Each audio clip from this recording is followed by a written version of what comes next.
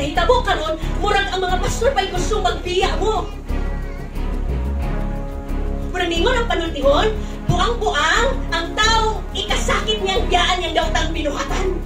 Ang iyong kaugalingon, ang makabenepisyo kung biya ka sa sala. Ikaw ang makasunod sa langit. Dili ang katong nagsigit, ingon mo, biya. Ikaw! Nga mo biya sa sala. Ikaw ang makabenepisyo. Ang problema, bantayan naman ninyo ang pastor na kamusap na nagbuhat ng sala.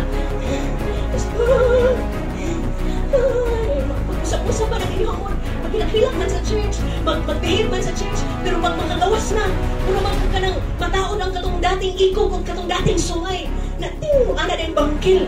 Nga naman na, mga kapatid, tanawa ayulin pong imong kaugalingon. Musugot nagsadili, musuroy ang tig-atiman, ang tanan na akong sanga, nawala, mamo nga, kinsay mo putol, ang amahan. Iyang butla.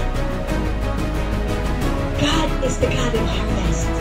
Dili siya interesado sa mga sanga na dili maghatag kaniyang bunga. Ibig sabihin, ang destiny sa taong dili magmabungahon is kamatayon.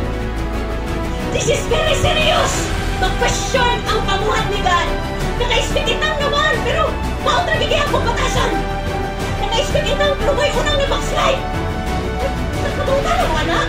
Munang ang pipila, dili na lang gusto mag-expectitang.